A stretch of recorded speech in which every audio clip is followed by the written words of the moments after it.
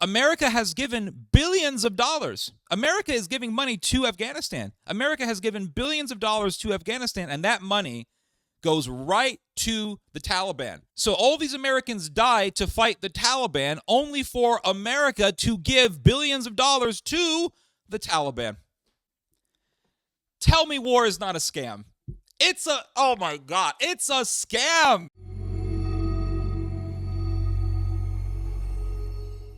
People wonder, where has patriotism gone? Where has it gone? Americans are not patriotic anymore. We've become soy cucks, weaklings, liberal hipsters. No, the reality is that the reason why Americans aren't as patriotic as they used to be is because Americans have been scammed so many times under the guise of patriotism. So many times Americans have been scammed not only of their money, but literally of their lives under this banner of patriotism and serving your country and fighting for America. And you'll be sorry that you mess with the US of A.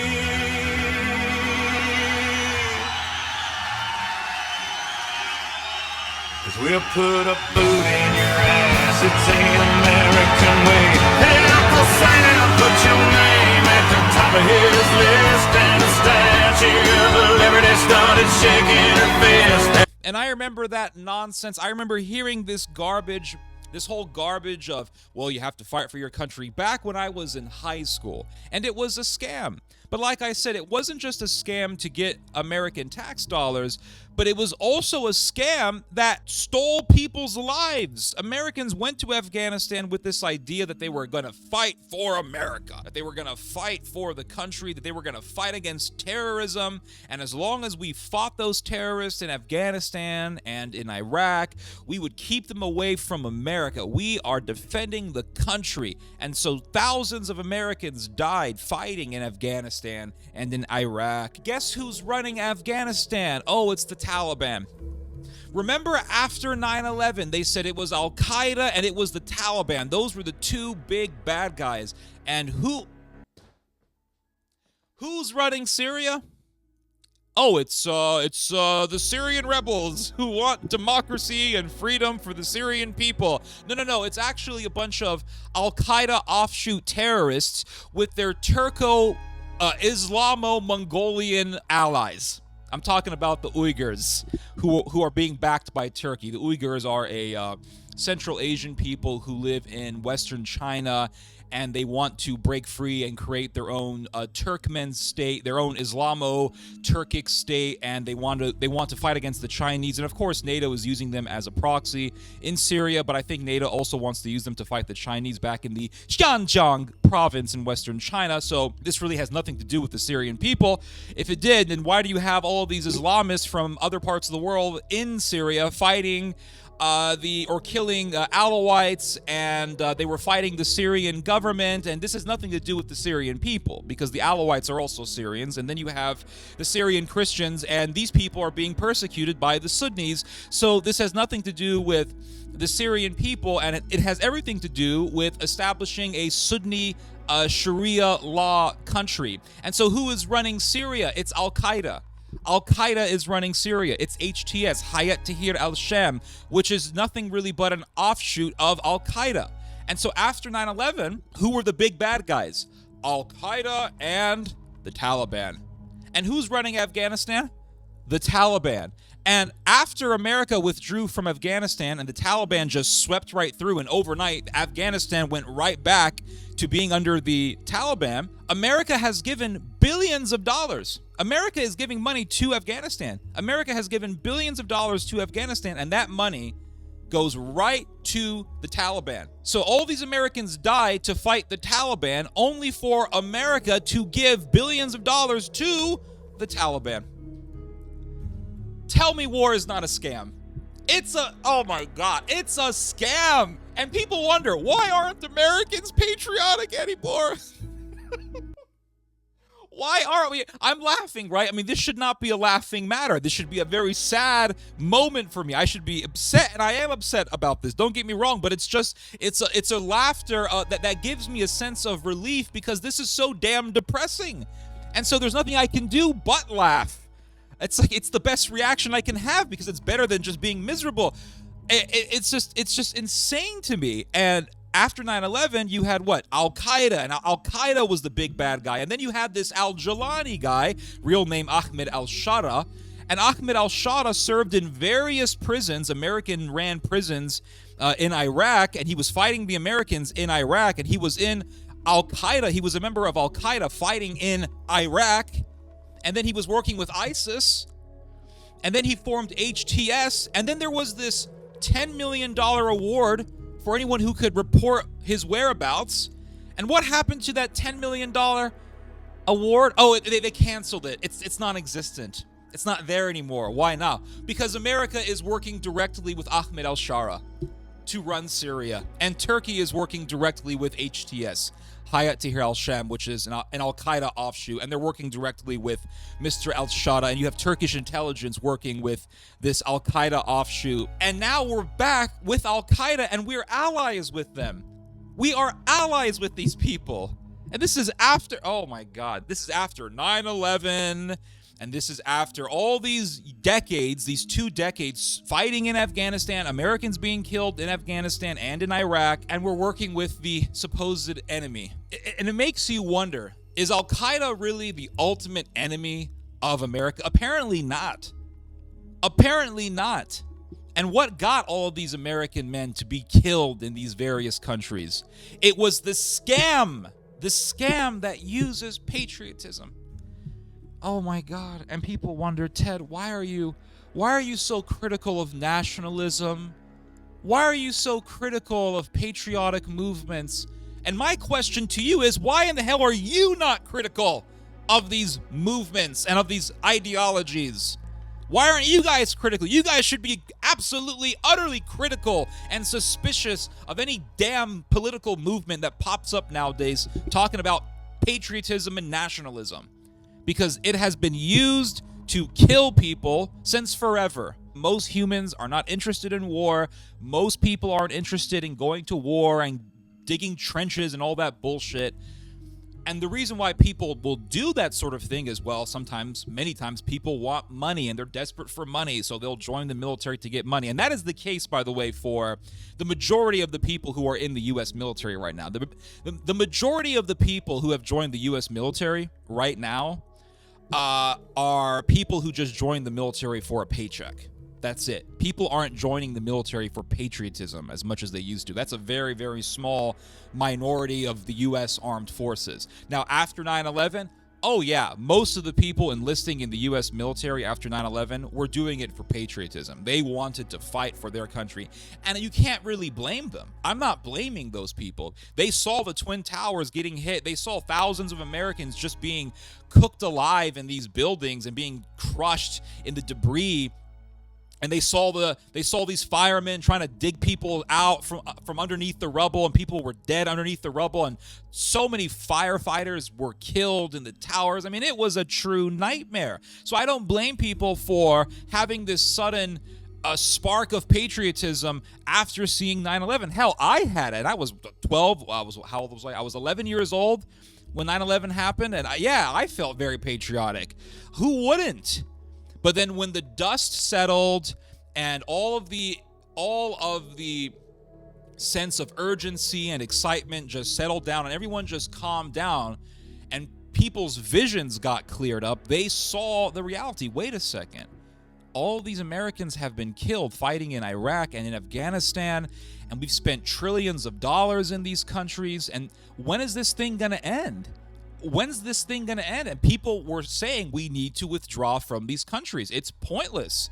People already lost their faith in the military-industrial complex before the withdrawal from Iraq and Afghanistan. And the reason why the U.S. government withdrew from these countries is because of the absence of enthusiasm for fighting in these countries, for having these military operations in these countries. And so when everything settled and reality struck, people realized, wait, this is all bullshit. This is garbage. People are dying for what? And what did the U.S. government do before the withdrawal from Afghanistan? They just kept lying to the people. They kept saying what? Success is right around the corner. That was the mantra. Success is right around the corner. And it was not around the corner. It was garbage. The reality was that you had these Afghan soldiers who were trained by the U.S. and they had advanced military weapons, and they were being killed by a bunch of terrorists with sandals and Soviet-era guns. That was the reality, because those Taliban guys had what? I mean, if you think about it, how is that possible? How is it possible that you had these Taliban guys who had Islamic gowns and they had sandals and they were walking around with Soviet-era guns, and they were able to defeat American-trained Afghan soldiers who had really good weapons? How do you explain that? Well, from what I understand, the Taliban actually had belief. They had faith.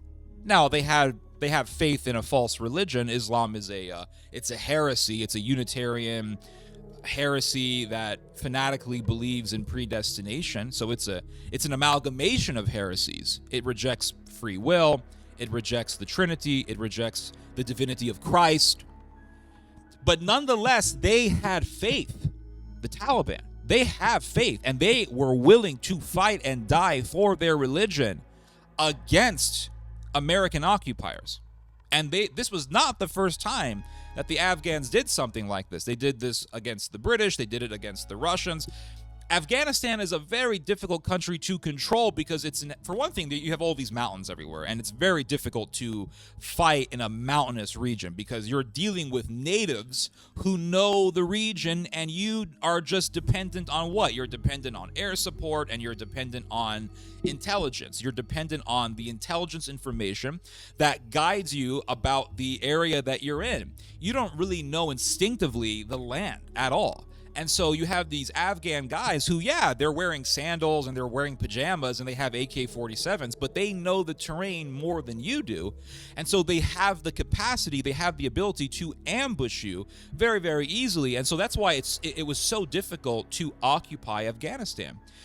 The people who were trained by the U.S. military, the Afghans who were trained by the U.S. military, sure, they had really good training. Sure, they had really good weapons, American weapons, but they didn't have zeal. They did not have faith. Now, the philosophy of the Americans was that if we could just keep throwing money at it, then we'll fix the problem. So America put over $2 trillion into Afghanistan, and it didn't fix the problem. Why not? Because you could throw money as much as you want into a corrupt society. It's still going to be a corrupt society. And that's another thing. These Afghan soldiers who were joining the Afghan military and being trained by America, yeah, they had really good training, but they didn't have faith. They did not have zeal. They didn't believe in the cause of defending their country. They didn't care. They only cared about money. That is what they cared about. It wasn't patriotism. It wasn't zeal. Now, for what I did read was that the best fighters in the Afghan military were the special forces guys. So really, those were the only people in the Afghan military who really cared about fighting for Afghanistan. And they did put up a fight, and they were really good at fighting, but they were a minority. The special forces guys in the Afghan military were a minority. Generally speaking, the general Afghan military that was being backed by the U.S. did not give a damn about fighting for Afghanistan. So they didn't have that belief. And truly, what drives you in a life or death situation is your belief in a cause that is greater than you. If you are in a war because you just want money, you're not going to be a zealous fighter. You're going to have very, very low morale. Very low morale. And when you have very low morale, you cannot have an efficient fighting force. You got to have people believe in something. And that's a lesson for everyone. That's a lesson for America. If America is going to be fighting in war, it's going to have to believe in something greater than itself. The people in the battlefield are going to have to believe in something. The thing is that Americans do not believe in this idea of being patriotic for America or fighting for America under this guise of patriotism. They don't have this sort of belief anymore. It's dead.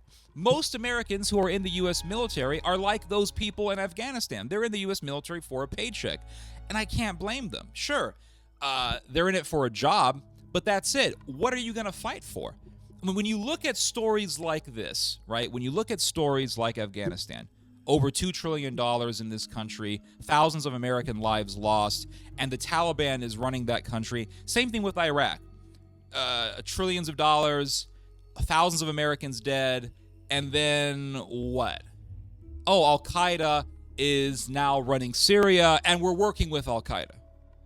Why would you want to fight for America knowing that years from now they could be working with the very enemy that they're ordering you to fight?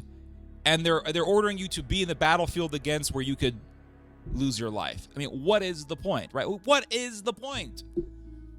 Of course, Americans aren't going to be patriotic. And the American philosophy when it came to Afghanistan was that if we could just throw more money at it, we could fix the problem.